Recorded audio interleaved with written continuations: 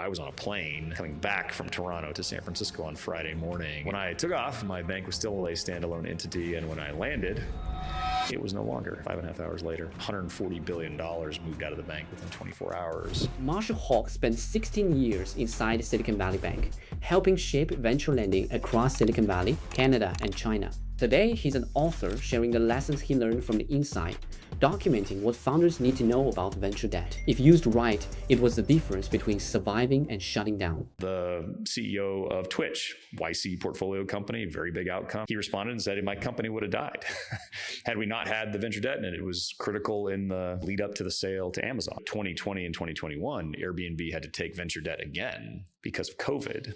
And frankly, they probably would have gone out of business had they not been able to get that capital. But the same tool that saved them could just as easily sink a company. You can get over-levered even if unintentional, meaning you have too much money borrowed, then a company just can't get out of that spiral. The collapse changed how many founders think about managing their business, not just raising money, but protecting it. Default setup for almost any startup company, even if it's very early now, is to have two banking relationships from day one, for the very reason that SVB being the only bank was the problem before. You need to be some level of financially fluent, even as a technical founder or somebody who doesn't have a finance background. Or if you're not, you should think about bringing in help early, even if like on a fractional basis. What do you think are the 3 important things the financial knowledge founders need to know? I'm Jay. As a founder myself, I learned something about this journey. The best way to build a startup is not to read a manual, but to learn from your fellow founders' stories. Before we dive in, I have a small favor to ask from you. If you find value in conversations in this channel, please hit subscribe button and turn on notifications. It helps us keep the mission going. And this will be the only favor I will ever ask of you.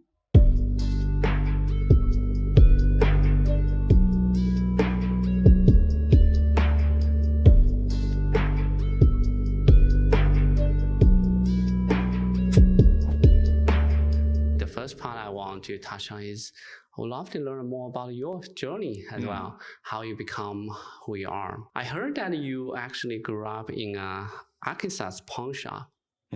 Tell us more about that experience. Sure. Both my parents are from Arkansas. So I actually didn't grow up in Arkansas, though I referenced kind of that I have. I grew up in Fremont, California. I was born in Texas, but moved to Fremont when I was 6 months old, as my dad was in the tech industry in both states and at Texas Instruments in Texas. And then I came out here to run marketing for a particular venture-backed company, and then did a bunch of stuff in tech. But Arkansas, where my parents grew up, I've spent a chunk of time every summer of my life back there. And I am very fortunate enough to have both a father, great parents in general, but a father who's been in the innovation economy for a long time. But before him, my grandfather was sort of an entrepreneur of non-tech businesses. That's including self-storage units, some apartment complexes, but actually the first business was a pawn shop that was also a military surplus store. There was a big Air Force base that was part of like the Strategic Air Command of the US Air Force right next to my dad's hometown. But the pawn shop was the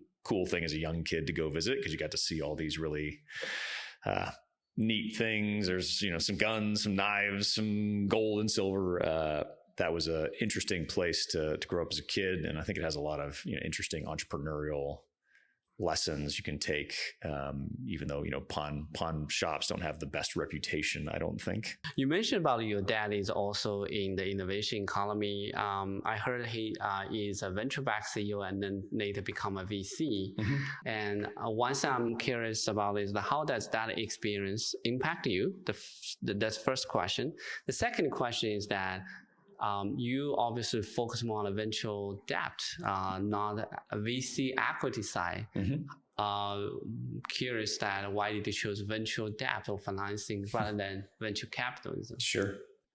Well, I went to school up north of here at Sonoma State University, not the most notorious university in Northern California. Stanford probably takes that title. I was a economics major, but that's because I didn't really know exactly what I wanted to do when I went to college. Economics seemed interesting at the time.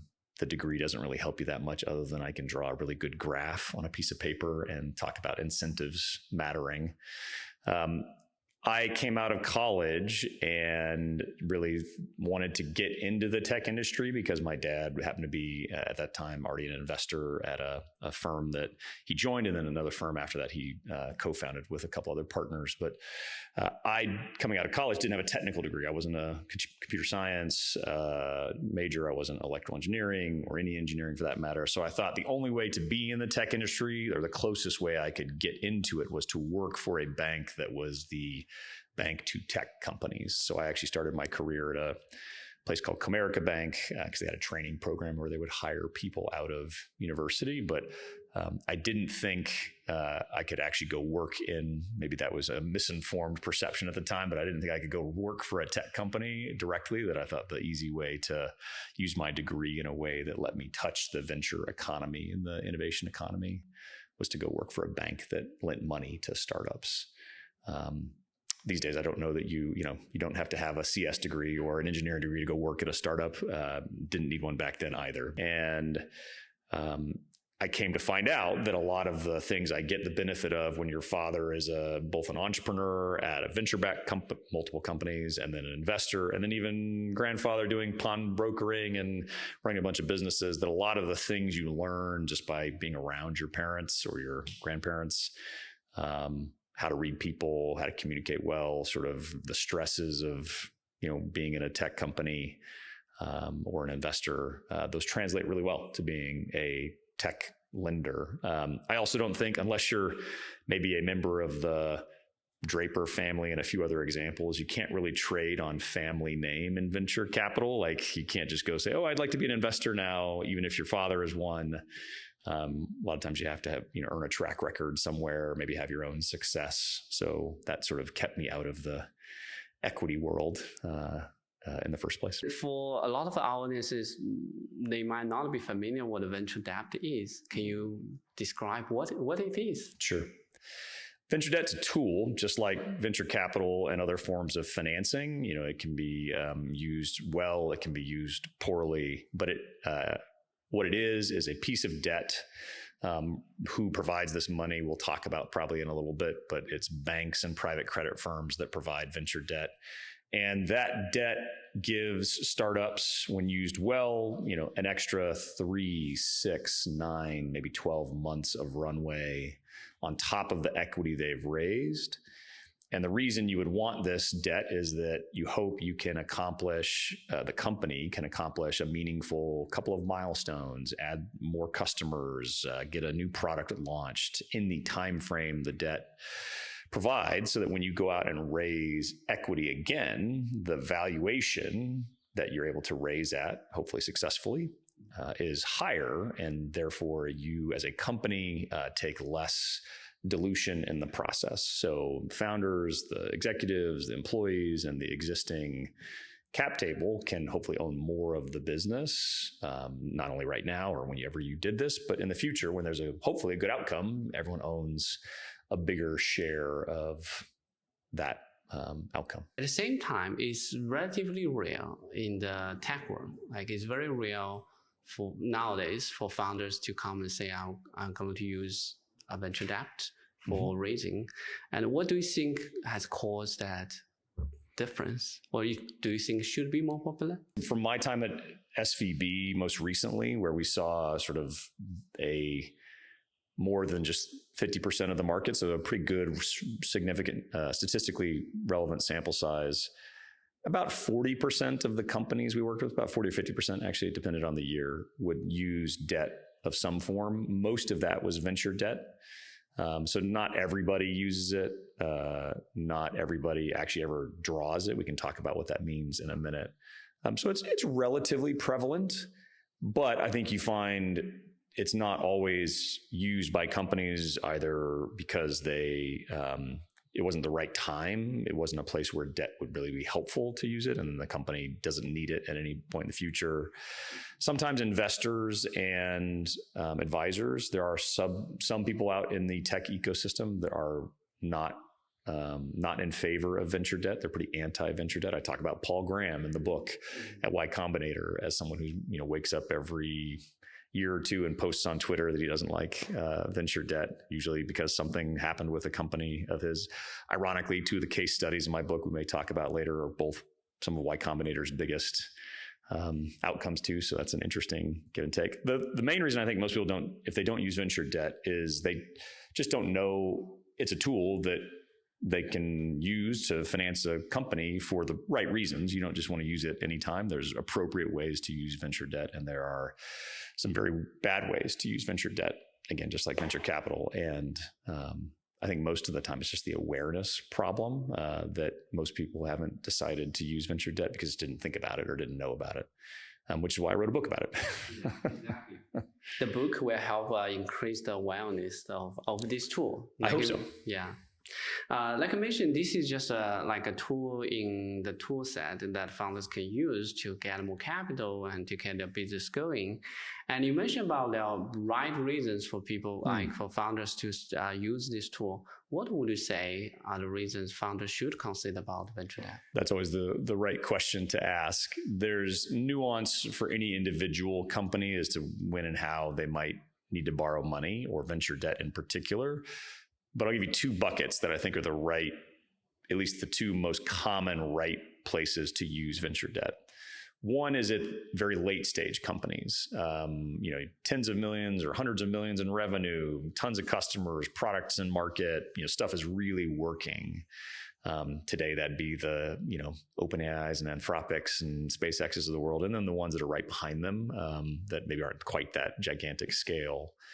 That's where private credit tends to play, and when those types of firms provide venture debt, and usually they're looking at a company, and a company is wanting venture debt because they see that the business is really working. Like there's been a lot of things de-risked. There's clearly massive growth, and if you can get maybe a big chunk of venture debt to augment or displace a growth equity round, you could save 5 or 10%, dilution, depending on the venture economics involved, when you realize the business is worth a ton already. So that's a place where a lot of venture debt is used when things are really working. We're trying to save on that last little bit of dilution. And maybe you could use venture debt. Some companies have been able to bridge from burning to cash flow break even.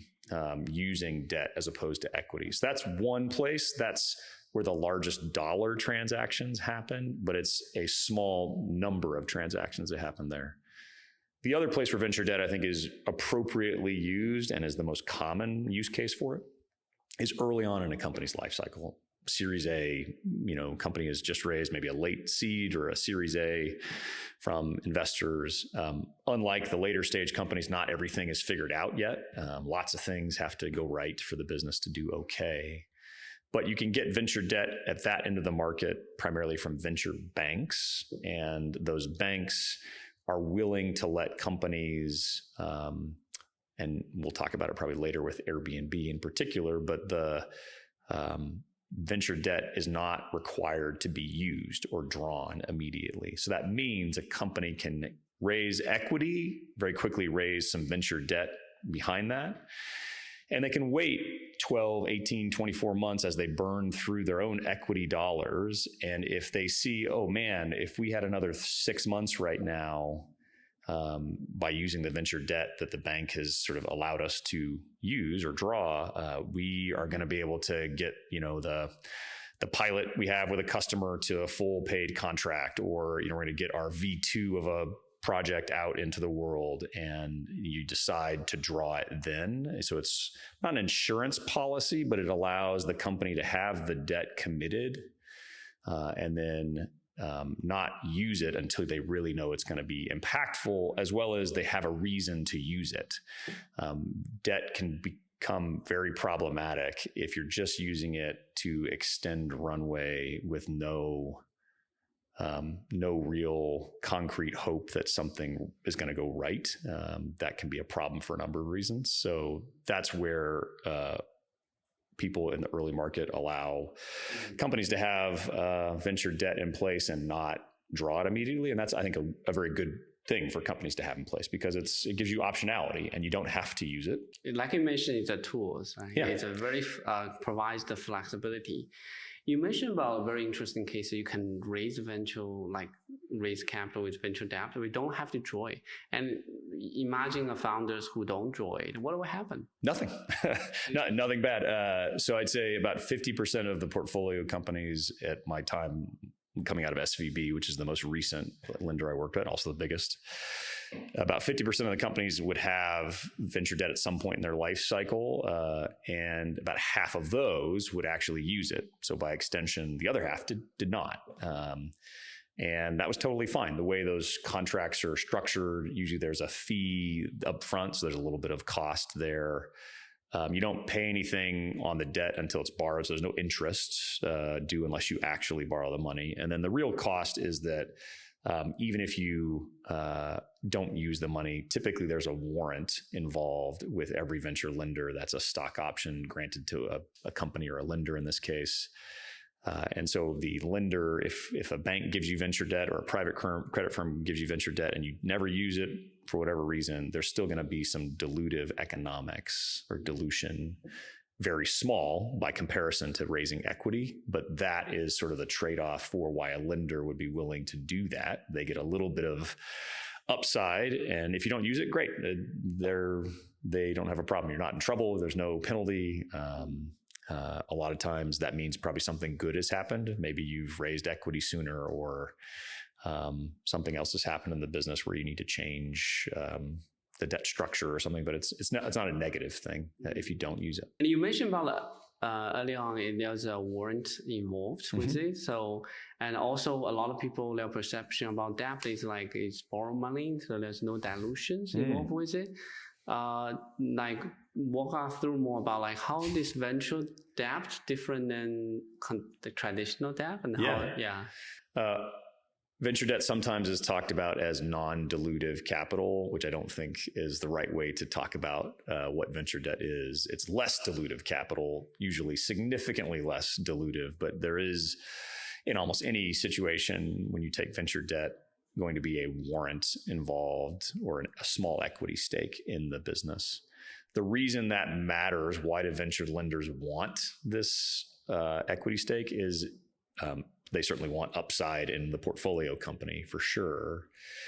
But there's real risk in venture lending, just like in venture capital. The default outcome with startups is failure.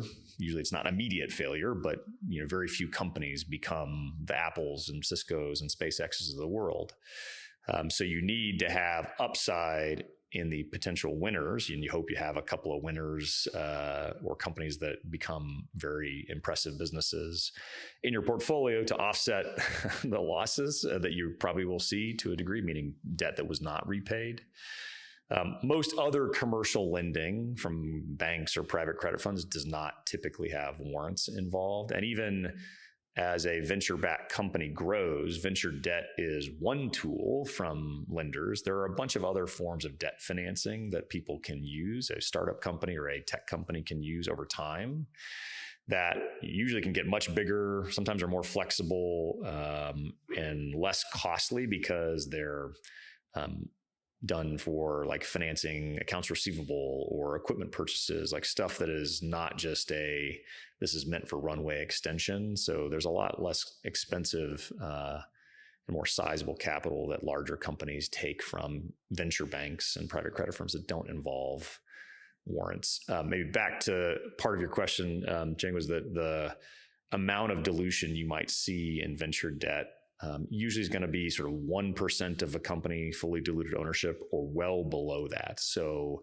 almost regardless of the amount of venture debt you're taking, the valuation of the business will matter, what's on the cap table. But most venture debt deals, you're going to be asking for, as a lender, somewhere between like 10 and 40 basis points of ownership. So that's well below that 1% mark as sort of compensation for the lending you're doing. And when you compare whatever the size of the venture debt is to the equivalent amount of equity, usually there's at least an order of magnitude difference in the amount of dilution you take for the same amount of money. So it's basically the combination of, it's like a traditional commercial lending, but also has this warrant part to give the incentive to the bank for the upside of the business. Yeah, I mean, you need to have that upside to offset the risk, certainly. And realizing that if you're going to allow companies, particularly early companies that are Series A backed, if you're going to allow them to not borrow the money or have the option to not borrow, you need to have some amount of economic upside to set aside the cap. Like you have to reserve capital, even if a company doesn't use it. There's a bunch of accounting and finance stuff involved there, but the upside's important for a number of reasons. And actually the benefit to a company, occasionally you might find a lender in the tech ecosystem. It happens every once in a while where they're willing to provide venture debt without a warrant. And anytime that's happened, the CEO is like, "Oh, this is amazing. I don't have to take dilution. I can get runway extending debt that doesn't have dilution." And every lender that's usually done that in their history has exited this industry very quickly because they're not thinking about the right things.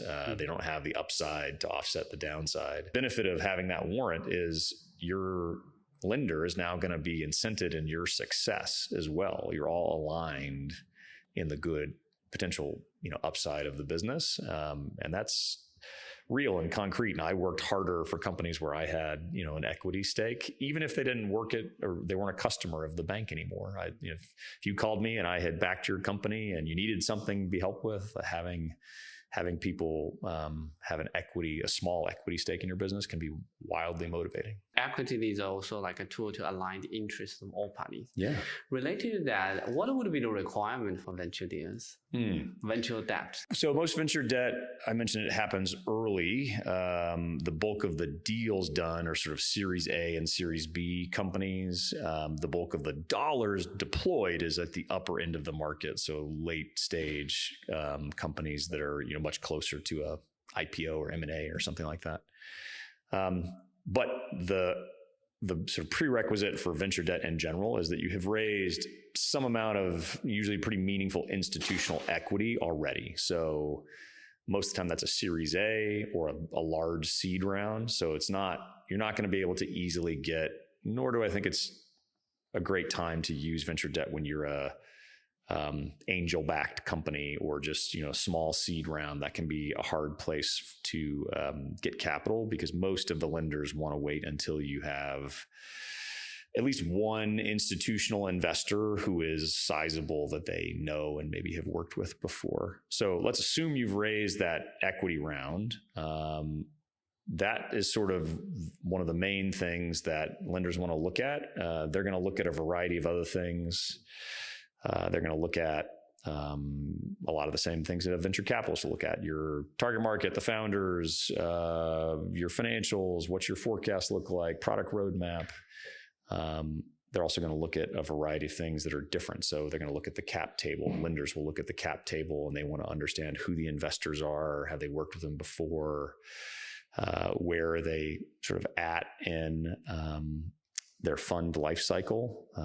Most of the repayment of venture debt comes from future equity being raised. So thinking about a cap table and how much there may be reserves set around if they need support from the existing investor base is a pretty important part of the diligence process. Maybe what you were going to ask as well is sort of normal time frame for taking on venture debt is most of the deals are done after you've raised equity. So not only do you have to have raised equity, but that they happen sort of in conjunction with an equity round. So you raise your Series A and you might have been talking about venture debt and put it in place at the same time, or you do it in serial, but very quickly thereafter. So you raise the Series A and then 3 to 6 months later, you have the venture debt in place as well. Lenders like to come in right after an equity round. Not because it's low risk, though certainly companies have, if they've raised a bunch of equity, that's the least risky part of their life because then they're going to burn down through that equity. But what most lenders are thinking about in coming in when equity has just happened is you are as close to outside validation by new investors, or at least investors who maybe know the space better than the lender does. So if, I don't know, Eclipse Ventures, big frontier tech, deep tech firm invests into a new semiconductor business and they want to borrow venture debt, I sort of want to be as close to when Eclipse did their diligence as I can, because yes, I know how the tape out process of a semi chip works and at a very generalist level, but I'm not an expert in, that stuff. So having as close, getting involved with the company when there's just been others who have done sort of a third party diligence process is really what the lenders are getting at. Even if they know their capital will be used for runway extending purposes in the future, they kind of want to be there when the company's actually pretty flush with cash. The exception to that would be just later stage companies where debt is used a little differently, but that's a small number of transactions. One follow-up question related to that is, you mentioned about usually the lenders would like to access through future rounds of fundraising. How does the usual exit process on that? Like, is that common? They usually exit the next round? Do they wait until IPO? How does it work? Meaning, when does the venture debt get repaid? Yeah, get repaid. Most of the time, venture debt, if it is borrowed, so it's been used, it's been drawn down, you've funded the debt, it's sitting in your bank account, maybe the company has burned down through some or almost all of that cash. When the next round gets raised, it really depends on what the company, what their sort of objectives are. If they said, okay, we actually have a few more things that we think the debt could be helpful with, a lot of times a lender would be very happy to refinance the debt from what it was before the current round to a bigger structure or more flexible, because this company has obviously demonstrated an ability to raise more equity. Sometimes venture debt will just start paying back as agreed. What that means is you may have there's a time frame called a drawdown period, which is what we've been talking about, where you can wait to use the money if you're a company. Once you've drawn down the money, usually the venture debt becomes what's called, or it'll be in the interest only period, meaning you don't have to pay back the principal, but you're just paying interest monthly, kind of like a credit card. If you just kept your balance static, but you paid the interest, like that's what the interest only period of a venture debt loan is. But almost all venture debt, certainly the earlier side of the market where it's a Series A or Series B company, there's usually a repayment period after that, or an amortization period. And it's somewhere between 2 and 4 years of just equal principal and interest in sort of a straight line is typically what you would see. So a lot of venture debt, if it's borrowed, either it will get refinanced into a bigger structure, or the lenders will be happy to make some modifications. In certain cases, it'll just get paid back in full immediately because there's enough equity that they don't need to keep the venture debt in place. But then a good chunk of venture debt deals will start just paying back through that amortization period. So that could see, it could take almost 5 or 6 years in total to get to the debt being fully repaid. But when I say future equity repays venture debt, if the company didn't raise equity, they'd be out of business. So even if they don't pay off the debt immediately, that new equity coming in is what's being used to service the debt and sort of pay it back over time, if that's what they decide to do. Another question related to that, you mentioned about PG. PG posts a lot of tweets, and he obviously has different opinions about the venture debts. And a lot of VCs share his opinion about venture debt. What is your thinking about why VC is not really enthusiastic about the venture debt? Yeah, I think I know, although I have never asked Paul himself. I think I've met him briefly once. I know a lot of the Y Combinator, other parts of Y Combinator, but not Paul. I certainly aspire to be as impressive of a writer as he is, both in long form and on X. He's a pretty prolific user of Twitter or X. He kind of says he's not a big fan of venture debt for a variety of reasons. I don't know all of the things that have driven it, but I would have to guess there's been a number of portfolio companies in Y Combinator who took it. and then had a bad outcome. And maybe it was driven by the venture debt. Maybe it's perceived that the venture debt was the problem. The real ways venture debt can cause downsides or become the problem, I think, is firstly, if you work with a partner who's not good. This is not unlike venture capital. There are good venture capitalists, there are okay venture capitalists, and there are some very bad ones. But nobody really, there's not like a website where you can go look at all of the who's good, who's bad, who's not. The same is true in venture lending. There are some great partners.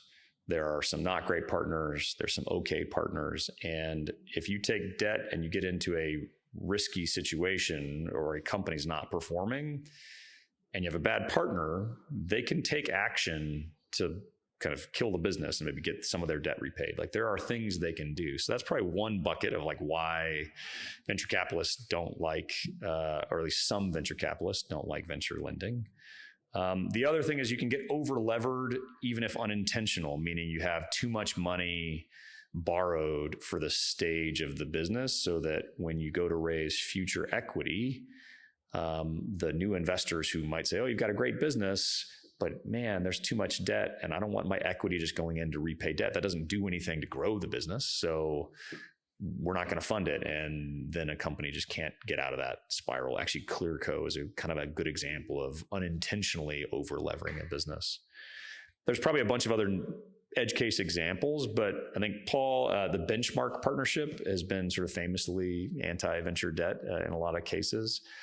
I would say it's a minority. People think it's the majority perspective. What I would say is it's the minority perspective in the venture capital landscape. I know of all the firms that SVB worked with over the years and all my other lenders, almost all of them have had portfolio companies at their prompting take down venture debt because I think most venture capitalists smartly look at it like I've talked about it today, is it's a tool. It can be used, to great effect in certain cases, and it can royally mess up your company if you're not careful. But that's, I think, not unlike anything you're going to make a decision about in business.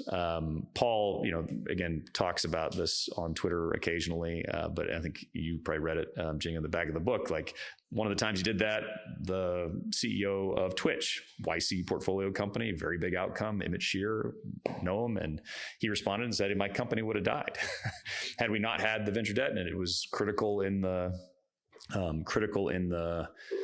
lead up to the sale to Amazon. So, there's an interesting give and take even within Y Combinator for when and how debt can be used to help a business and maybe how it can be used to hurt it. So clearly some education about this field is very, very important for people to get to know better about this.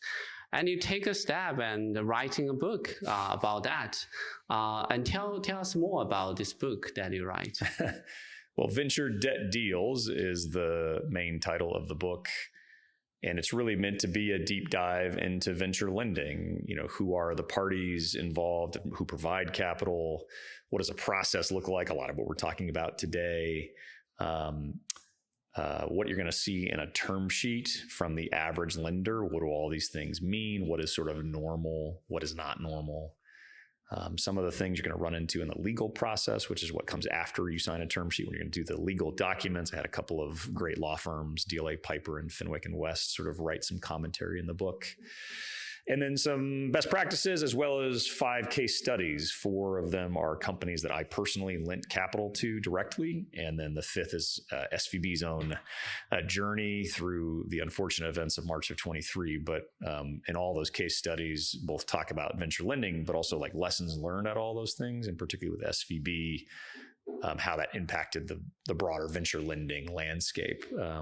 All of this in service of just educating, I hope, entrepreneurs about, again, a tool that may or may not be appropriate depending on the situation. The book is modeled on, and we were talking about it earlier, the title is a play on venture deals. 15 years ago, 2011, I think the first edition came out at SVB, where I was at the time still. It was a sort of seminal work that we all read and got a bunch of benefit from. Entrepreneurs everywhere read and benefited from it. And at the time, I think the knowledge base or awareness of venture capital as an asset class for entrepreneurs, you might raise money on one hand, so 4 or 5 times in your life, if that.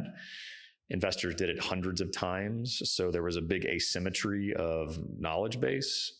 So Brad and Jason's book did what I described for venture lending 15 years ago for venture capital, which was how are venture firms structured? How do they make decisions? What's going to be in a normal term sheet and process? And it wasn't something that will make you successful at raising venture capital, because that's certainly on what the business is, but it just took away the maybe unfair disadvantage information asymmetry that was there, and just educated everybody.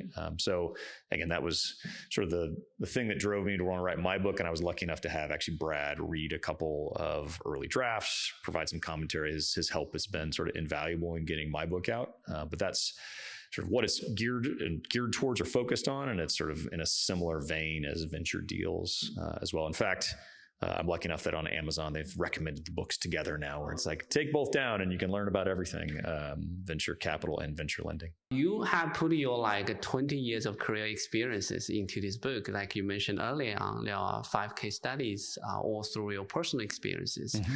And I know the first case study is about Airbnb. Mm-hmm. What can you walk us through what is case study? Sure.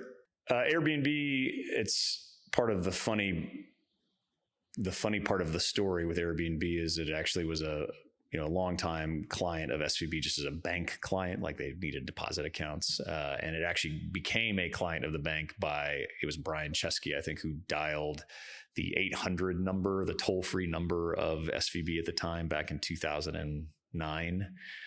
Just randomly, I was like, hey, I have a bank account I want to get open. And SVB at the time, like anybody who called the 1-800 number, 99 times out of 100, it'd be just a random person who had no idea what SVB was, trying to get us to, I don't know, finance farm equipment or some random thing. Anybody who knew SVB at that point in time, or if you were in the tech world, you knew somebody who knew SVB. You didn't need to dial the 1-800 number. So it was exceptionally rare that someone would dial the phone number of the bank and be kind of a real company that actually needed help. Luckily, a good friend of mine to this day picked up the phone that day. There was actually a person or two assigned every day to answer these phone calls, and heard somebody describe putting air mattresses on a floor and renting them out to people. And that sounded kind of crazy too, but he said, okay, I'll at least come out and meet you. And I think meeting the entire founding team in their pajamas with air mattresses on the floor was a unique experience for this friend of mine who worked at SVB. Actually, he's named in the book. His name is Matt Trotter. He was about to, I think, get up and leave and not, say, hey, this is not the business we want to work with. And then they said, oh, we have a $3 million check. And they said, from Sequoia Capital. And then Matt said, okay, well, we should probably work with you. I'll take it that Sequoia at least knows what they're doing. And this is sort of right as they had just come out of Y Combinator. Fast forward a number of years, I actually started managing the relationship, and we, meaning Silicon Valley Bank at the time, were asked to provide a fair amount of capital to help them move to a new headquarters in San Francisco. They wanted to renovate a big part of 888 Brannan, which is still their technical headquarters today, and they needed a big letter of credit to secure the lease with the landlord. When was that? 2012. 2012. And when did you join the SVB? January 2009. So a couple of years into my tenure, and I've been working with the company for a couple of years, but they really hadn't needed anything from the bank to that point. But when they did, they gave us a call, and we went to meet the company. And I mean, I'm not special in being able to figure out that Airbnb was a rocket ship in the early stages of its life back then. The numbers sort of showed it really, really well. They were already in sort of a exponential growth curve. So that was not all that hard to figure out, but they made it pretty easy with how they communicated, and told the story of what their business was doing. And ultimately that led us to do some really Herculean things. That should be what ended up being the largest piece of venture debt the bank had ever provided at the time. We put in place with the company $10 million, with another 10 to secure this letter of credit that's quasi venture debt too, but about $20 million of capital we provided at a time when... At which stage Airbnb was? That was late 2012. And then they raised a preemptive Series C in early 2013. that really negated you didn't need the venture debt anymore. They still needed the letter of credit. So we sort of helped bridge a little bit of the gap between rounds, but they never borrowed the money. At least they didn't borrow the venture debt. We put a letter of credit in place, which if you don't know what those are, that's a meaningful capital commitment too, but it's not the same thing as venture debt. So what is a letter of credit then? It's good. This is a good pro tip within the book that I call out. If you're a startup and you are taking down office space anywhere, wherever that is, assuming it's not like a WeWork style where you're just paying on a monthly basis. If you have a lease with a landlord, most leases won't be as big as Airbnb's lease, but they usually are going to ask for a security deposit. If you ruin the building or break something, it's just like if you're an individual apartment renter, you have a security deposit. Problem is, back in the late 90s, the big .com boom, there was a bunch of landlords who took security deposits from tech companies. Some of the tech companies didn't do very well and they didn't survive, but actually there were a bunch of landlords that also went out of business. And guess what happens to your security deposit at a landlord if they go out of business? It goes away. You don't get that money back. So what all banks now, and SVB certainly recommended this for years, is you should put in place a letter of credit with your bank that's basically me promising, if you're the landlord, I'm promising that I will pay you this amount of money on behalf of this company over here if they stop paying rent. However, the company's not at risk that if the landlord goes out of business, that cash for the security deposit is sitting with the landlord and their bank accounts. So that's what Airbnb wanted us to do, sort of sit in the middle of that process. From your perspective, why would a company want to do venture debt if they don't end up using? There's a lot of reasons. We talked about a couple of them. In the case of Airbnb, I think it was they were going to use the money, and then they just raised equity sooner than they expected. And this was I think it was Dropbox first, who was the first unicorn, $1 billion valuation, the term famously coined by Aileen Lee. These days, everyone's a unicorn and there's, billions of dollar valuations floating around everywhere. But I think Airbnb was probably the second or third, $1 billion post-money valuation company in 20 years at the time. So maybe even longer, because I think it was really, there'd been very few companies ever got to that scale before they were public. So the amount of money they were able to raise, given how big their valuation had moved, they just said, it wasn't really worth dealing with the venture debt and borrowing it. The need had gone away. Ironically enough, it did not involve me, but if you go to 2020 and 2021, Airbnb had to take venture debt again because of COVID. They borrowed more than $1 billion from two big private credit firms.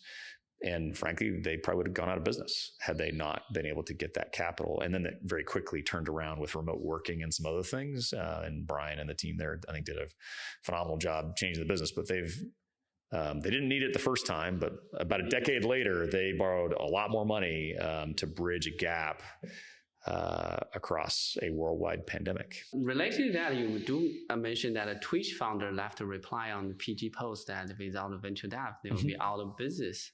And Twitch is also one of your case study. Yeah. I was lucky enough to work with Airbnb, one of the biggest Y Combinator companies out there. Twitch, also one of them. Twitch was actually the first portfolio company of mine when I joined SVB.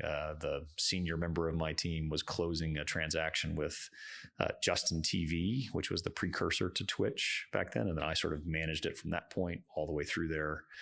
That must be very early on. Yeah, there was nothing going on. They had just started. Justin Kahn, who was named, that's Justin TV, the namesake. He had strapped a camera to his head and was walking around live streaming his life 24/7. That's maybe not that big of a deal these days, but back then that was a new thing. The fact that you could have live streaming video on the internet was a new deal. So I worked with them from that point all the way up to when they were acquired by Amazon. And actually they stayed a SVB banking client for years thereafter. But we provided capital 4 different times to them in that time from when they first founded to the acquisition by Amazon. In Twitch's case, it's very interesting because they completed the pivot in their company. Starting with Justin TV, but now they become live streaming. Can you walk us through what, like from your perspective, what you had to tell lenders when the company just completely changed their business? When you're lending money to early stage companies, so companies like Justin TV or others, if you're a good lender, I think you get well versed at suspending disbelief, meaning what a founding team tells you they're going to do might sound crazy, might sound impossible, but you get good at being willing to say, well, what if they're right?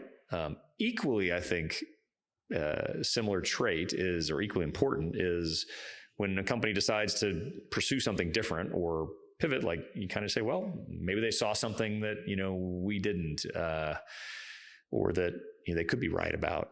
So I think most lenders are okay when companies pivot, but part of this is also the lenders are diligencing and thinking about the equity investors involved. And, as long as those equity investors are willing to continue to support the business when there's a pivot, most lenders are going to be willing to play ball. So back with Justin TV, that the main firm involved there was Alsop Louis Partners from the start, then Bessemer and Thrive came in later. But we talked to Stuart Alsop throughout the first couple of years, and they helped fund some of the capital the business needed, and some of our debt was there too. In fact, Stuart read an early copy of the book, and he's on the back cover. I still talk to him to this day. Good sort of longtime Silicon Valley guy.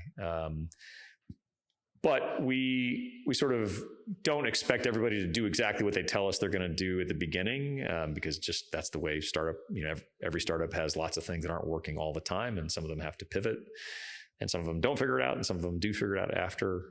In the case of Justin TV, I think there was an interesting, more logical line of thinking around the pivot, because they originally were doing live streaming of Justin's life and then empowering you to stream your own life. Then they let people start streaming, content from their computers, and they saw that there was the vertical that got the most engagement was people streaming video game play, or what is now esports. And so within the business they figured out that at the time they were doing advertising as the main monetization, that wasn't going to be perfect, and there were some downsides to that. It was also very costly to stream a lot of live video, and even though costs were coming down, it was still expensive. But I think they decided ultimately to say, hey, we have this one place where there's huge engagement and advertising potential, amongst other things. And when did they inform you this pivot? Did they call you some meeting? We need to pivot? We were talking about it a couple of times, if I recall correctly. And at one point there was hey, we've made the official decision. But a lot of this was actually right around when Instagram launched. Sharing photos on a mobile was sort of a net new thing as the iPhone 4 launched, then Instagram launched. And actually, Justin TV went two ways. They launched a small company called Social Cam that was live video streaming and video on demand on your phone. So this is at the early days of YouTube, and Instagram had just started. They launched that, spun it out of Justin TV. It was ultimately acquired by Autodesk very quickly thereafter. And then they decided the other direction with the rest of the business to be focused on video game esports. And at least the underlying metrics, I think this is true, by the way, to this day, people spend more time watching Twitch than almost any other property or content on the internet in the world. The amount of viewership they drive and the amount of engagement from someone who wants to watch esports is head and shoulders above everywhere else. And you could see that difference even back then. They hadn't figured out a business model for it yet. So it cost a lot of money to stream a bunch of video game content that people were playing, but you could see that there was real engagement, and they sort of went down that road. And we, at the time, decided we were okay with that, and we'd keep helping to support them. And do you maintain regular meetings with the Twitch founders? Yeah. During that process, yes. Every lender is always going to have a quarterly update. I think that's what you were asking. You'll be quarterly, monthly, you'll have some frequency of talking to your portfolio companies. If everything's going right and they have a ton of cash, maybe you're not going to talk to them that much just to not bother them. But even then, and certainly if things are getting, if a company's low on cash or getting lower on cash, or they're going through a pivot, or they're deciding something important. Lenders are going to have active dialogue. So anyway, Emmett Shear, who was the ultimate long-term CEO after Michael Seibel, he was the one who responded to Paul Graham. This is several years back when this one of the last times Paul posted about it and said, hey, listen, that debt from SVB, the 4 times we provided them capital, helped early on finance servers to do all the streaming they wanted to do, provided runway extension. And then we actually, we talked about it in the case study, but they had 2 other suitors before Amazon bought the business, Yahoo and Google. And there was a year-long sort of process where a lot of stuff was sort of frozen because they were navigating these acquisition offers. So we actually helped bridge. They were running out of cash. So we helped bridge with debt to the sale of the business to save having to raise more equity. So that's also another cases we can use this capital as a bridge of 2 rounds or bridge before you can sell your business. Yep. Related to sell, Twitch was later acquired by Amazon. And what do you think about the venture debt has saved in terms of equity to the Twitch team? It's one of the rare cases where we had like perfect information. We knew all the different acquisition offers. We knew what they talked about raising equity along the way and what valuations it would have been at. So we could do the math working backwards of, okay, had they not done this venture debt, how much of the company would they have given up? So it was roughly 7-8% dilution in total.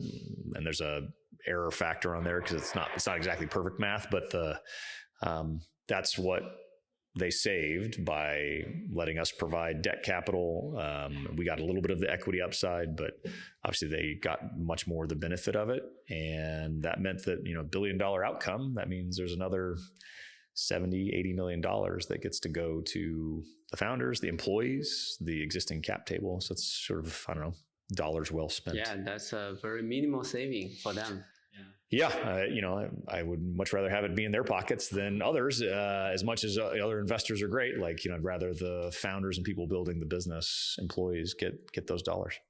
Earlier you mentioned about over leveraging, and there was a case study in your book about over leveraging. I think Clearco.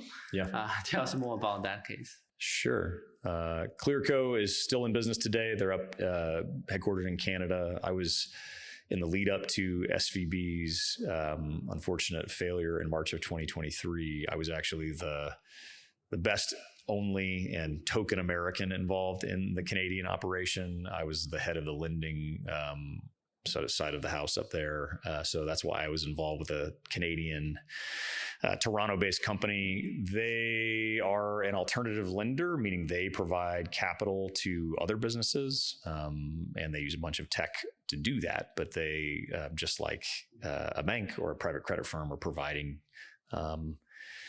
merchant cash advances is what they call them, but effectively for this conversation, I'll say it's lending. And we provided them a bunch of debt. They also have debt from a bunch of third parties that do sort of specialist types of financing at SPV levels called warehouse financing. And we gave them $80 million. And as it turns out, that was way too much when the economy turned over. And there was a lot of lessons learned that we talk about in the book. And Andrew Curtis, the CEO there, and I still are good friends because we got to know each other really well when things were going sideways between both SVB, its own failure, and then Clearco, that we were navigating through this really challenging situation with them already. So yeah, he and I got to talk a lot over the years. Yeah, because this also happened the time when SVB incident happened.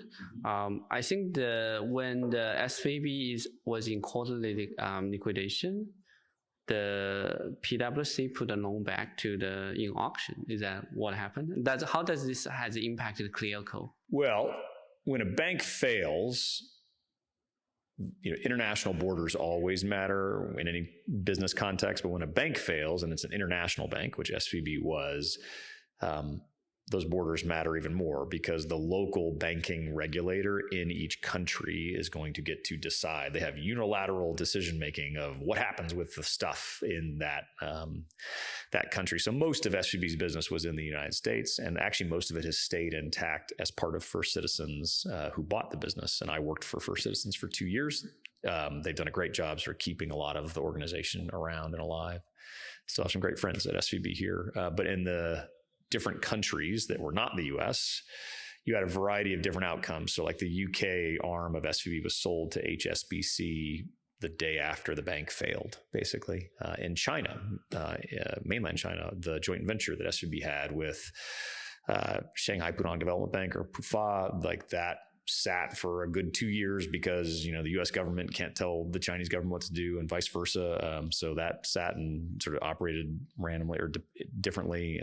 In Canada, what happened was the local banking regulator, OSFI, it's the FDIC of Canada. They took over the bank branch, and it was only doing lending at the time. There were no deposits. So they are trying to do a couple things when they take that over. They're trying to make sure there's no systemic risk to the Canadian economy. They are then going to try and figure out, okay, who is the best buyer of this book of loans or this, bunch of debt the bank had put out. Also, can we see if we can find homes for the employees if we can, and hopefully maybe through all this not impact the companies who'd borrowed money, that you don't want to have companies fail just because SVB ultimately failed. You were trying to save effectively Canadian employment. The FDIC doesn't have quite the same mandate, but OSFI in Canada cares about a number of things, including like maintaining Canadian employment. So that there was a lot of process there. And as the bank failed, as it turns out, we probably can't cover it all in depth today, but a lot of the reason Clearco was able to survive on its own, because of SVB's failure, we were able to sell the debt that we had to them in auction sort of separately to other parties so that it could get out from under the over leverage that we had all done to the company. And they were able to basically right size the business. So funny enough, had SVB not failed, I think Clearco would have failed. But because of SVB's failure, Clearco actually ended up being able to survive, thankfully, because it's a great company run by a great CEO. I'm curious, what were you doing when you had when the incident happened? I don't know. So ironically, I was commuting from San Francisco to Toronto at the time. So I was doing about a week each month in Toronto. And that happened to be the week I was in Toronto, talking to all of my team and the rest of the SVB Canada folks. It came as a shock to kind of everybody when the bank announced, I think on a Wednesday, that there was they were going to do a sale of some of the bond portfolio that was causing the problems that were affecting not just SVB, but First Republic and some others, this unrealized loss that was big on the balance sheet, basically from buying bonds that were the wrong duration, and interest rates moved, and that created losses in the portfolio. So that was like a Wednesday, and they were trying to sell some bond? They were trying to sell some bond. They also were saying, okay, and at the same time, we're going to raise equity, but the equity hadn't actually closed yet. So by the time you got to just the next day, so you go from Wednesday when this is announced, Thursday comes around, there was, I think, $40 billion of cash from customers that was wired out of the institution. So this is when the start of like the bank run had happened. And then Friday, there was at least $100 billion that was teed up to leave. And that's when the feds or FDIC took over the bank. Ironically enough, I write about it in the book that I was on a plane coming back from Toronto to San Francisco on Friday morning and had no Wi-Fi on it. So when I took off, my bank was still a standalone entity. And when I landed, it was no longer 5.5 hours later. So it was a pretty, for everyone who was in the innovation economy at the time, you will never forget that weekend. Certainly very traumatic for SVB employees because a world-class institution went through a very sudden and jarring breakup. But if you were a startup company who had money at the bank, if you were an investor, if you were a lawyer, like everybody had probably some of the most stressful 3 days of their life as they went through, into Friday, but then over the weekend where everyone was worried about is what's going to happen on Monday. What happened that weekend? What happened on the next week? How this crisis was resolved? Well, the kind of immediate thing was they had to decide whether they were going to backstop all deposits that were over the FDIC insurance limit of $250,000, which a lot of companies, not because it was necessarily something SVB recommended, it was just sort of through not being lazy, but just that it's hard to want to go have multiple banking relationships or worry about diversifying your cash when maybe you're running a startup company. So there was a huge amount of companies that had over $250,000, and whether the FDIC was going to let all that money go to zero or backstop it was the most immediate thing. Thankfully, Sunday night, after a lot of advocacy, Ron Conway was actually just on Jessica Livingston, Paul Graham's partner, her podcast, talking about like the advocacy that he was doing in the background to try and save or get the FDIC to backstop deposits. So that all successfully ended up happening Sunday night. But then the next 2 weeks, the bank was in a bridge period, which, sitting where we are today, the entire team they brought in, including the CEO, Tim Myopoulos, was based 2 blocks down from here in our Hanover office at the time. And they were coming in to sort of stabilize the business and then run a sale process that actually failed the first weekend. Like, they couldn't find buyers. And then the second weekend is when First Citizens bought by far the majority of the U.S. business, and where almost all the companies and venture funds and employee base went over and are still there today. So that sort of Wednesday to the end of that 2 weeks thereafter, when the bank was actually sold, was a fairly unique time frame for certainly the employees. What was your feeling at that moment when you see? There's a mix of things. At the personal level, it was traumatic. Like it's a SVB. I wrote sort of a love letter to the organization in the book that it was a world-class, aside from bond buying, which was what we didn't do right. Like, it was great at so many things. It was filled with great humans doing great work in a really cool part of the economy. So to see it just sort of on a very quick turn become this massive failure was really traumatic. At the same time, when you're running, your senior leader, the number 2 executive in a country, is like, you have to at least try and not calm down everybody else, but you're trying to at least help everybody navigate and support whatever processes are happening with the auctioning of the different in Canada and in the US, the businesses. So you're trying to lead, but authentically leading is tough when something like that's going on, trying to not say things that you can't back up or say things that aren't true. There's a lot of challenges as a leader when that kind of thing happens. And I hope I don't ever have to experience that again.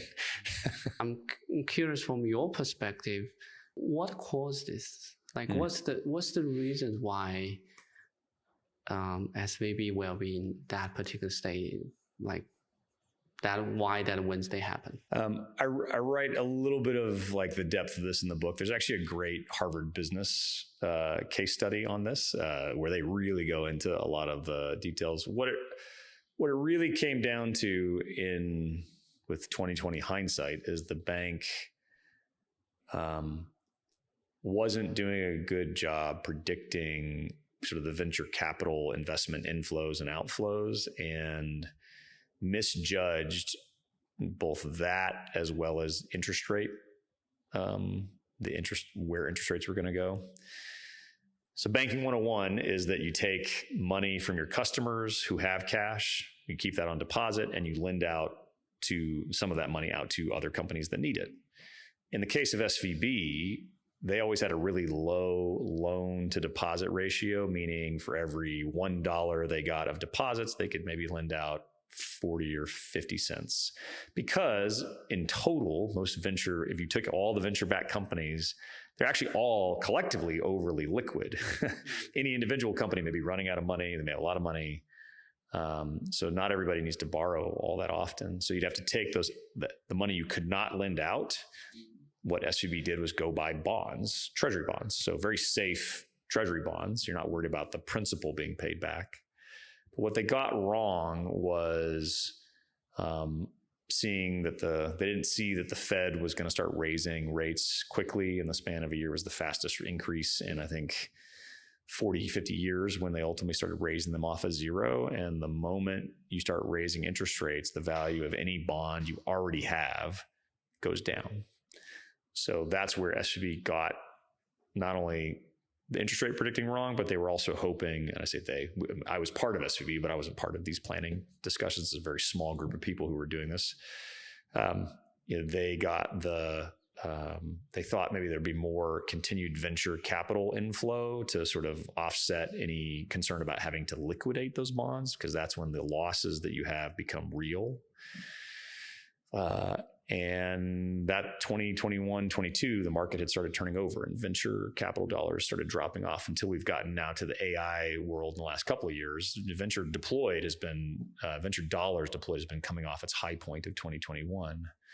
So that is a pretty basic thing. You just sort of mismatch interest rate durations. And then the thing that I think affected every bank from that point forward is people realized the speed of a bank run compared to 2008 and 2009, when the financial crisis was happening, is wildly different. You and I can move tens of millions of dollars from our phone within 5 seconds.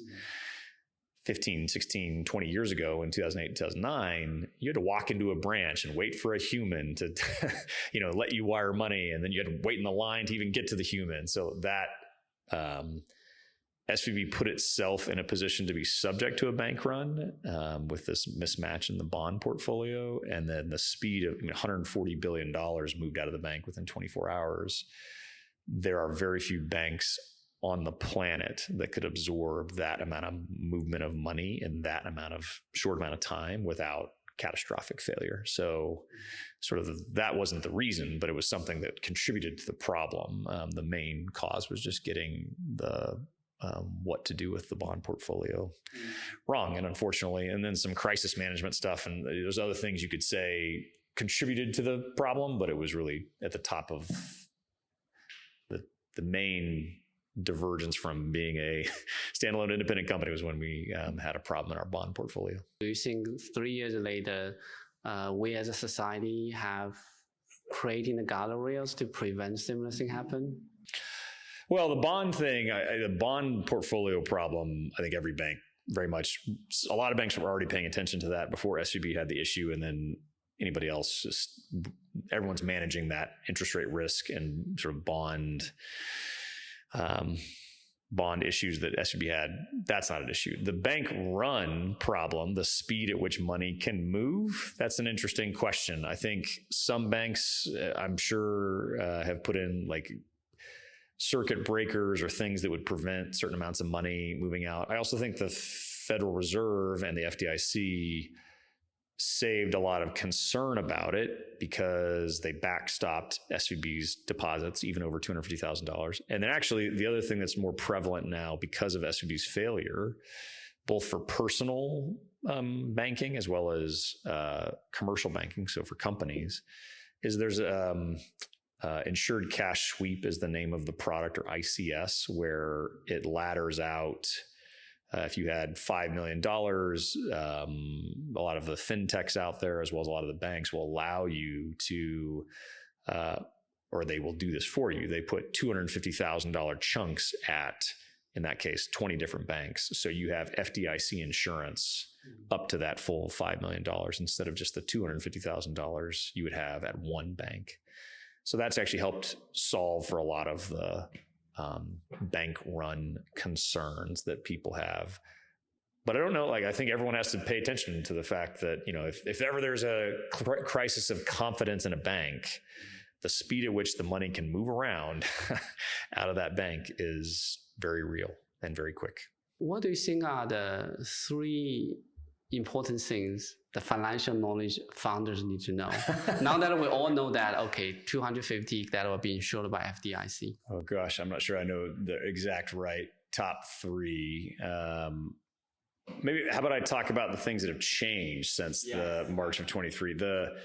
The default setup for almost any startup company, even if it's very early now, is to have 2 banking relationships from day one, for the very reason that SVB being the only bank was the problem before. So what I have seen across my portfolio, and I think all of the people who work in the innovation economy, is a company will have probably a primary banking relationship. Maybe that's SVB or HSBC or somebody else, and they maybe have a JP Morgan Chase account.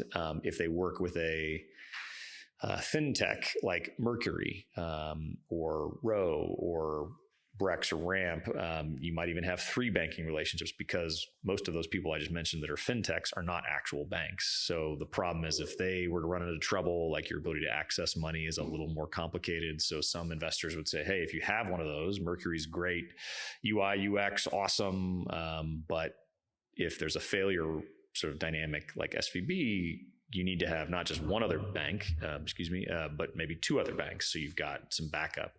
So that's one of the big changes that I think people have seen in post SVB failure sort of landscape and financial, how they prioritize their financial world for the company. The other is a little bit of the insured cash sweep thing I just mentioned. The deposits that were at risk at SVB were the ones that sat on the bank's balance sheet that weren't FDIC insured. So everything over $250,000. There was a large amount of money, almost $200 billion, that was never at risk at SVB with customers' money, because they had properly actually diversified it by investing into treasury bonds, some short-term sort of muni bonds, some other things, what bigger companies tend to do, but it means they weren't taking the risk of SVB failure in there. Their money was held at a third-party custodian. So that is a lot more prevalent now from early days of a company all the way up. Either you put money into something like insured cash sweep, or you just have earlier in your life, a money market fund that holds treasury bonds or something else. But again, that means you're not taking the bank you're working with. If they fail, your cash is still there and it's still accessible. So those are 2 big things that I think will probably be the norm forever going forward with venture-backed companies because of SVB's failure. Maybe the third thing I'll mention, just because you asked for a top 3, this isn't a top 3. I think just understanding, this isn't exactly a thing you need to know, but I think you need to be some level of financially fluent, even as a technical founder or somebody who doesn't have a finance background. Or if you're not, what I think a lot of founders could have benefited from is working with a consulting finance person or firm from the day they start. You can pay them by the hour. It's not that expensive. They can tell you all the things I have bouncing around in my head from 20 years of experience. They may have that and more. And their whole job is to make sure, okay, that you're protected or taken care of, or you've got the proper sort of financial setup. So there's either you got to have the fluency, or you're going to have to, or you should think about bringing in help early, even if like on a fractional basis, because I think that could pay a lot of dividends for people early. Yeah, having experts like you, even like spending a few hours a month, just like do a quick audit of the companies' finance or some decisions, is actually can have big impact. Yeah. And every founder can always starting from easy things, reading your books. There you go. If you want some light reading on venture lending, yes, you can read the book. A lot of things have also changed in the past 3 years, like AI and all these like massive rounds of IPOs are coming. I think is that, what do you think is that the current market? What's your take about the current market? Anything that founders need to be aware of in terms of the market trend? There's a lot better writers and commentators on like the big macro trends than I am. And if I was really that smart, I'd probably go be an investor and make a lot more money than just being an author. The things that are relevant from the seat that I come from of venture lending for a second is the amount of venture capital dollars have gone crazy, certainly for the big AI companies or anybody in AI. But venture debt at the upper end of the market, I never saw a transaction that was, in my entire 20-year career, sort of north of $75 million of debt until the last year or two that I was working. So in the last 2 to 3 years, the amount of capital you can borrow as a company is, into the hundreds and even billions of dollars, depending on the type of business we're talking about. There's not that many companies that can access that, but that's a whole new thing. Like that, just like venture capital, there has not been that size of debt available to companies until the last year or two. What is the reasons that the size of debt has increased? A couple things. One, interest rates being higher now. That means that private credit firms who have to raise, the two parties that provide venture debt generally are venture banks. So the likes of an SVB or Bridge Bank or Stifel, they want to be your bank and they'll want to lend you money. They take the deposits they get to then lend them out. Usually that means they'll be less expensive than private credit because they have a cheap form of financing and the deposits they have from other customers. Usually the deal sizes will be smaller, and you have to have all your banking at the bank that's providing the capital. Private credit that does these larger transactions, they raise money just like a venture capital fund from limited partners who want to make an investment return on those dollars. There's no banking. They don't care where you bank. But because of that, the cost of capital is meaningfully higher because you're raising money from a third party. So they do these bigger deals because banks don't play in that level, and they can charge a lot more for the debt they provide. The reason interest rates moving matter is that the cost of funds sort of differential is a little bit better now. When interest rates are at zero, banks basically have a 0% cost of capital, whereas private funds have a much higher floor, and that differential is a little tighter when interest rates are higher.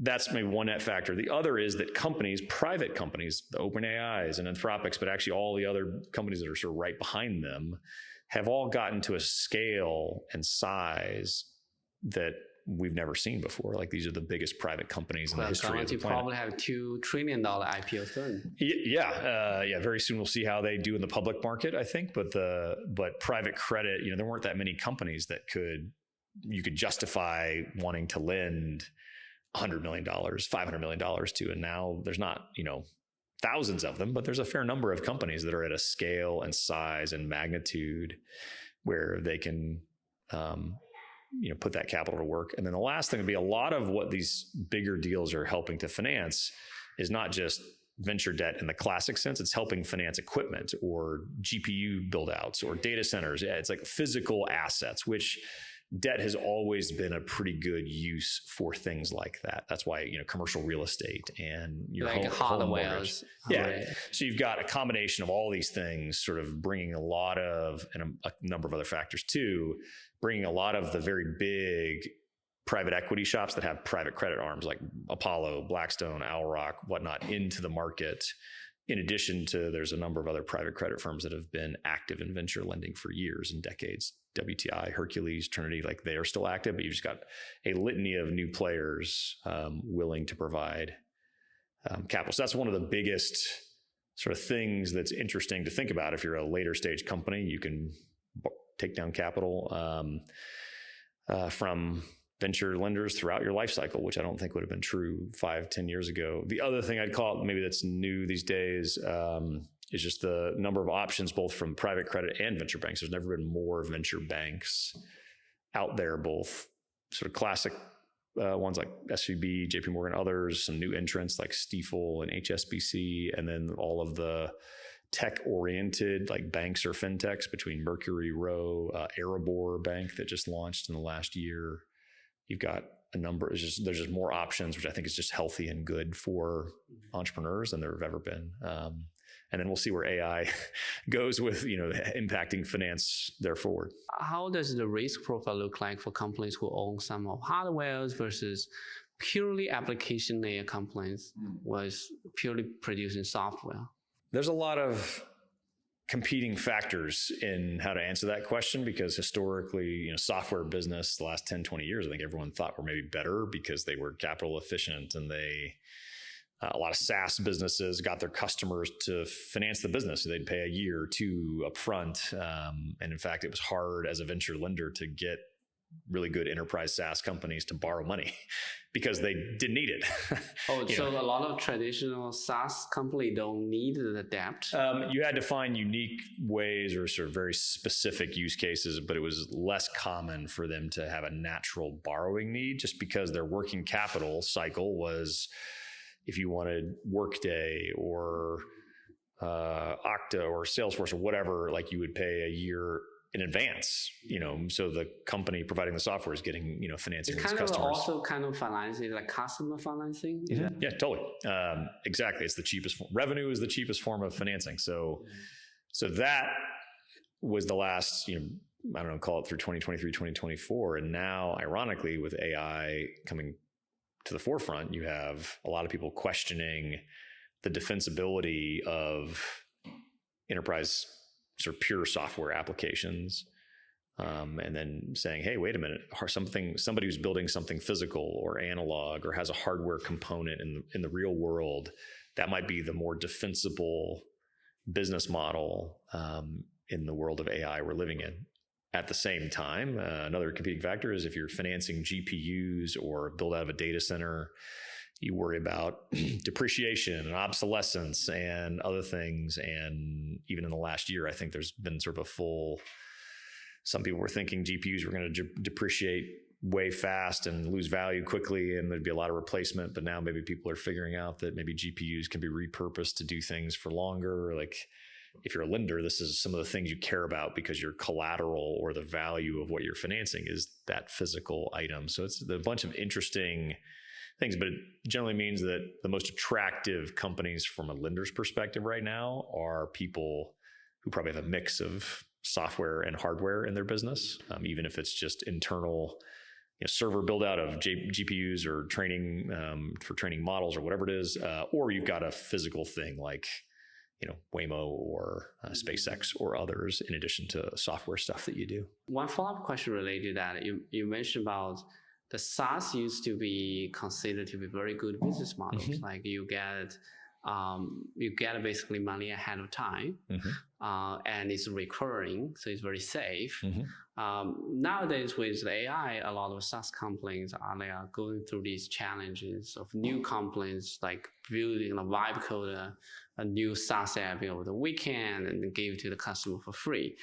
At the same time, there's all the metrics also changes meaning because traditionally SaaS ARR is a very solid numbers. It's recurring. It clearly will be a good indicator to predict the business from now and also in the future.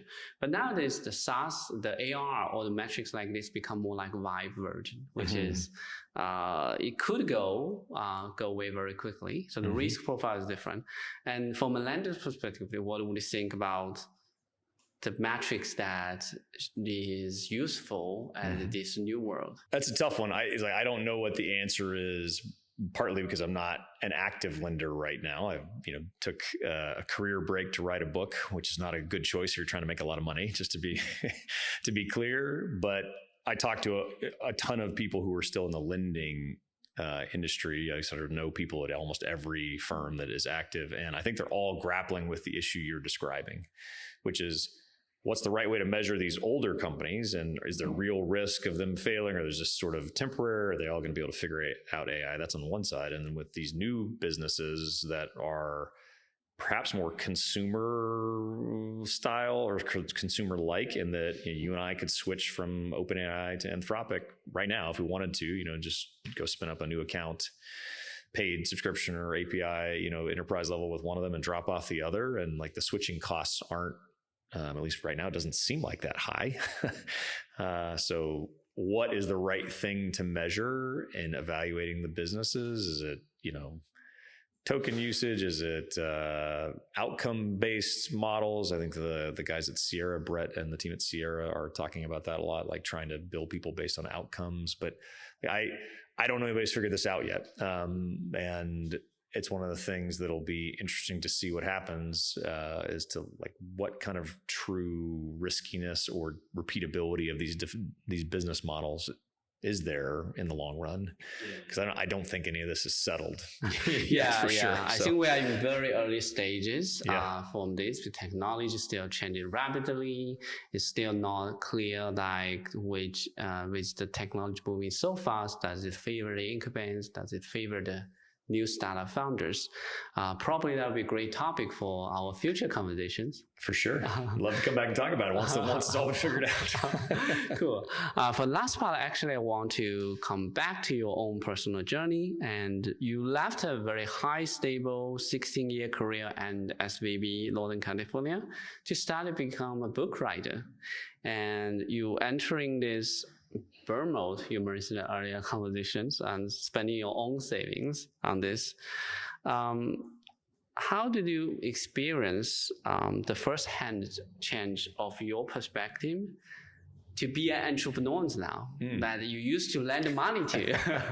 Well, there's no better way to understand what burn mode is like than to go, quit a nice paying job at a great firm, even after bank failure, to be an author, because you don't make, unless you're maybe the top 0.001% of authors. My book's been pretty well received, but it's not going to make me life-changing money in its own right. So you really have to do it for other reasons. In my case, both interesting to feel, and have to measure my own number of months of liquidity, meaning how many months of life does my family have on the savings we have. The other thing that's actually been very interesting is when you actually write and publish a book, you have to wear a lot of hats, not dissimilar to an entrepreneur who has to, you mentioned having to be good at, the technical thing or building the company, but also, or building the product, but then also the finances and the marketing and the HR, like all these things are stuff that entrepreneurs have to tackle within venture-backed companies. When you become an author, it's really only you to have to do all these things. So I've had to learn how to get a book out into the world and support it and do a bunch of sort of writing thereafter. So that's been an interesting, a fun shift. Sort of one of the reasons I wanted to write the book was, even if it's on a topic I know really well, getting to do all of the effort in getting a book into the world is certainly very net new, and it's been both exciting, mostly exciting, but occasionally, wildly frustrating when you bang your head against the wall doing, when you make mistakes along the way. That's been a fun and humbling process. I'm curious what your take about AI writing. Like everyone's starting to use AI in writing content. It's funny, I have a Substack. I've been writing some content that didn't make it in the book. One of the things I've been meaning to write has been a post about that very question. I've gotten asked a lot about that. I didn't use, did you use AI involved in the book, or sort of what's your perspective on it? For me, I didn't use it to write I didn't use it to write any of the book's content. Partly because the publishing industry, I don't necessarily share this view, but most people in the publishing industry are very anti-AI right now. They worry about job displacement to one degree. They worry about copyright and trademark sort of violations to another. So you have to be careful if you use AI in written work. A lot of people who might help you, like a copy editor or a proofreader, won't work with you because you've got AI content. That's one reason. But two, I actually sort of gave ChatGPT at the time. I wasn't using any other models back when I started writing. I sort of asked it to give me a primer on venture debt. And you realize the limitations of some of these models if you're asking them about certain things that are not well represented in the training data that they pull in. And like venture lending, the reason I wrote the book is there's not a lot of content about it out in the world other than a few marketing pieces from lenders. So sort of what it came back to me with of just tell me about this industry that I'm a subject matter expert in was just so off the mark. Now I didn't go back. I haven't done that with every new model that's been released. So maybe it's better now, but for those reasons, I didn't bother. I did use AI a lot for all the things around book production. So like, how do you actually get a book out into the ecosystem? How do you find the right people to work with? I also used another tool called Pro Writing Aid that actually uses some AI, but it's sort of like a way higher end editor, like what you find in Microsoft Word or Google Docs. When you're writing, it has a lot more lot more feedback akin to like what a copy editor would do. And it's actually pretty impressive. But even then, it's not writing for you. It's just sort of saying, hey, here's where you're using passive voice. Here's where you've repeated this same word 17 times in the last 3 pages. Maybe we should try some different language to say the same thing. There's a variety of stuff like that, some of that's AI, some of that's not even quite that level of compute on the manuscript that you put into it. But otherwise, I didn't use AI. Now, where it goes in the future, I don't know, but I still think there's a training data problem behind some of this. And then the other problem I found with with playing around with AI, I don't know if you felt the same, is in general, I think sometimes AI makes me dumber. Meaning, I default to using it for something and I actually haven't stopped to say, how do I think or feel about this particular topic? And a lot of writing is like refining your thinking. So if you sort of outsource early writing or things, even just writing an email to somebody with AI, sometimes it can be very quick responses that AI can do really well. But if it's write a paragraph or 2 to somebody in response to something they asked me, it's like you find yourself using it, replacing your brain, and I'm not sure that's the right way to use it. Exactly. It used to be we human beings will have stronger muscles, but now with the modern life, it's become a little bit weaker. Yeah. But that's also the reason why we need to go to gym. I think in the future, sometime down the road, we need a mental exercise. Mental gym. Yeah. Mental gym. Exactly. Yeah. Awesome. Yeah. So the last question I have is that if a founder just walk away from this interview, remember only one thing, one takeaway they should remember about the venture debt deals, what it will be?